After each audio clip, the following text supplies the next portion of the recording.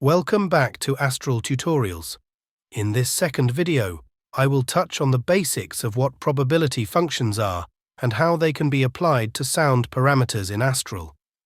This is the basic patch we made in the first tutorial. The group's generator is creating steady onsets at a relatively fast rate. Here you can see Group A's space container.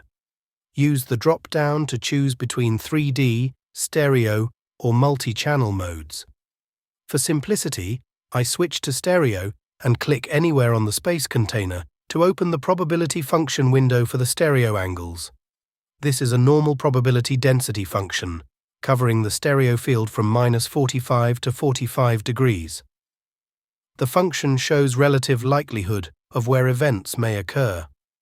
Higher values of the function mean higher probability and vice versa. The function is maximized right in the middle, which means that most of the group onsets will occur towards the middle of the stereo field and less towards the sides. Let's just hit play to better understand how the function works. These buttons on top of the window are used to adjust the parameters of the probability functions. The first one is a drop-down that allows you to choose between different function types. Next one is the mean button. Changing the mean moves the function from left to right. You can type in a value or use the slider. Alternatively, click anywhere below the function and drag it horizontally. Click on the reset icon to go back to the default mean value. The next parameter is called deviation, which is used to adjust the width of the function. To make the function narrower or wider, hold the Option key and drag the function vertically. If you prefer, use the slider on the deviation button or type in a value. It can be seen and heard that the onsets are now closer to each other in the stereo space. Let's now try a different function type and switch to uniform.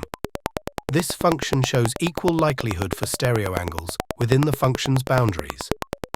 I can raise the deviation to cover the whole stereo field. In this scenario, all stereo angles have equal chance of occurrence. Remember the group's amplitude container from the last video. Click anywhere on the function container to open its probability function window. Here we have another uniform function that provides equal chance for amplitudes between -9 and 0 dBFS. Likewise, if you click on the group's frequency container, the likelihood of events in the frequency space become visible. Since these probability functions almost never produce identical samples, it is safe to say that each onset has a distinct amplitude, a distinct frequency, a distinct stereo angle, and therefore a distinct sound.